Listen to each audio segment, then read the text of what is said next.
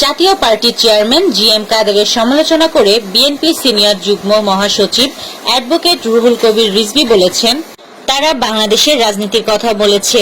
এটাই তো সবচেয়ে অবাক করা বিষয় যে লোক শেখ হাসিনার আমলে নির্বাচনের আগে ভারত থেকে ফিরে এসে সাংবাদিকদের বলেন তাদের অনুমতি ছাড়া কিছু বলা যাবে না, সেই লোক বাংলাদেশের রাজনীতি করে কি করে। রোববার গণ অধিকার পরিষদের সভাপতি নুরুল হক নুরুকে রাজধানীর ঢাকা মেডিকেলে দেখতে গিয়ে তিনি একথা বলেন।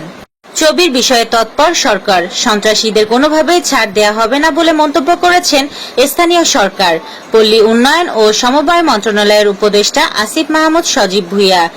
আসিফ মাহমুদ সজীব ভুঁইয়া বলেন, চট্টগ্রাম বিশ্ববিদ্যালয়ের পরিস্থিতি নিয়ন্ত্রণের রাত থেকেই তৎপর সরকার। গ্রামবাসীর বাধায় কয়েক দফা চেষ্টা করেও তাৎক্ষণিকভাবে সেখানে পৌঁছাতে পারেননি আইনশৃঙ্খলা রক্ষা বাহিনী। পরবর্তীতে ফোর্স পৌঁছেছে। বিএনপির নির্বাহী কমিটির সদস্য রুহুল কুদ্দুস তালুকদার দুলু বলেছেন, আসলে জামায়াত আওয়ামী লীগের চেয়েও খারাপ, তাদের ব্যাপারে সবাইকে সতর্ক থাকতে হবে।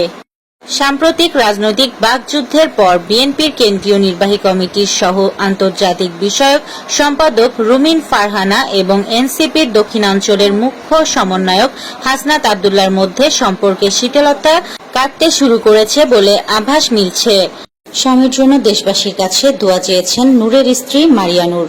রোববার ঢাকা মেডিকেল কলেজে হাসপাতালে জরুরি বিভাগের সামনে কান্নাজড়িত কণ্ঠে তিনি সাংবাদিকদের একথা বলেন। তিনি বলেন, ঘটনাটি যখন ঘটে তখন আমি টিভি লাইভ দেখছিলাম, কখনো কল্পনাও করতে পারিনি, স্তব্ধ হয়ে গেছি, বর্ণনা করার মতো ভাষা খুঁজে পাচ্ছি না। ধর্ম উপদেষ্টা ডক্টর আ.ফ.ম. খালিদ হোসেনের সাথে সৌজন্য সাক্ষাৎ করেছেন পাকিস্তানের নবনিযুক্ত হাই কমিশনার ইমরান হায়দার। রোববার বিকেলে সচিবালয়ে উপদেষ্টার অফিস কক্ষে এ সাক্ষাতে তারা দুদেশের পারস্পরিক স্বার্থ সংশ্লিষ্ট বিভিন্ন বিষয়ে আলোচনা করেন। ইয়েমেনে ইসরায়েলি বিমান হামলায় হুতি সরকারের প্রধানমন্ত্রী সহ কয়েকজন মন্ত্রী নিহত হওয়ার পর নিরাপত্তাজনিত কারণে ইসরায়েল সরকার রোববার তাদের নির্ধারিত দুটি বৈঠক গোপন ও সুরক্ষিত স্থানে সরিয়ে নিয়েছে। রোববার ইসরায়েলি গণমাধ্যমের বরাতে এই তথ্য জানিয়েছে তুরস্ক ভিত্তিক গণমাধ্যম আনাদোলু এজেন্সি। যোগ করা সময়ের গোলে ভারতকে হারিয়ে আফসোস বাড়ালো বাংলাদেশের মেয়েরা। ৪৭তম ট্রফির সামনে মেসি, মাঠে নামার আগেই ভাঙল আরেকটি রেকর্ড।